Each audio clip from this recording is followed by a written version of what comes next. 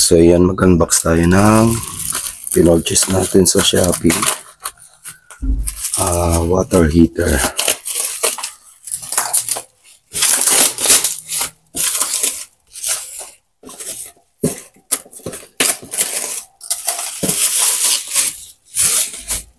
Electric kettle.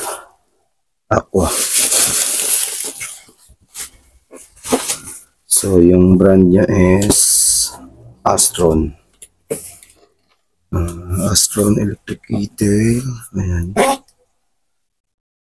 Model Aqua. So meron siyang capacity na 2 liters and 1,500 watts.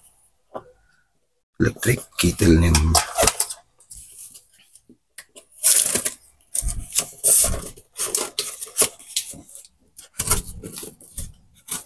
Nasira kasi yung aming electric kettle.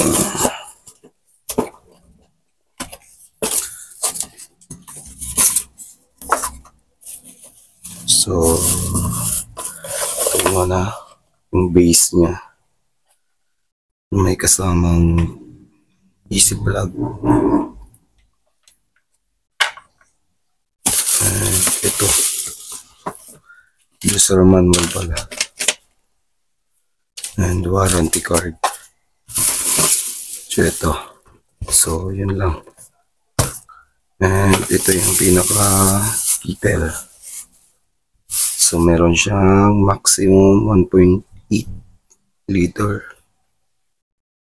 So 2 liter yung capacity niya, pero yung maximum niya is 1.8. Minimum niya is 0.05. So kinaganda nito kasi may LED dito. Tsaka transparent yung kanyang madali mong makita kung may dumi. At madaling linisin. So 230 volts, 2 liter, 1.5 watts, 60 hertz. So walang cut off na to. Try na din natin. Wash muna natin saglit. Ito. Wash muna natin.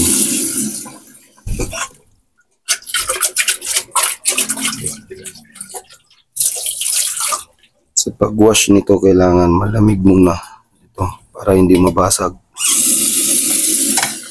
Malamig muna yung temperature.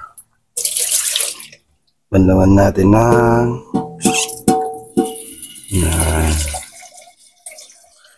susugod natin ito.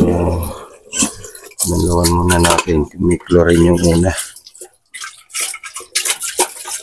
Ganyan. Tapos bigyan na natin.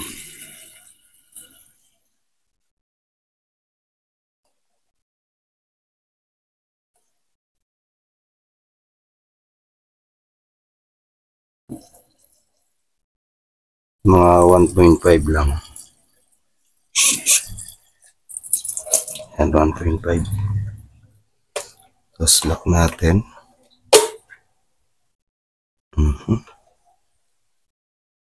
Tapos gamit tayo ng basahan. Walang basahang tuyo.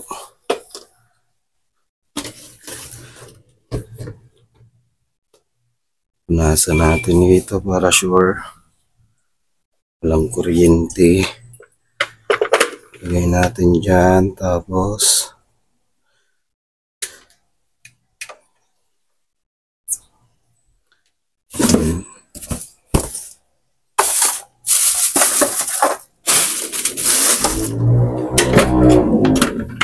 lagay natin dito and saksak. Tapos turn on. May light siya.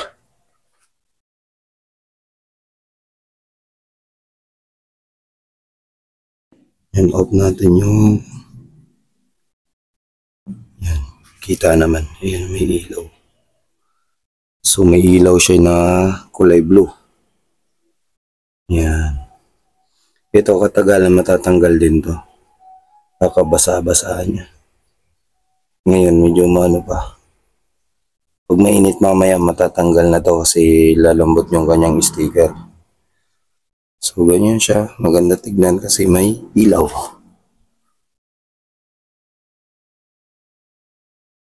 So, ganyan yung ano niya pag hindi nakailaw yung camera natin. Ito pala yung switch niya. Tsaka ito, may lock din siya dito. So, easy use lang siya. Yung pinaka-base niya.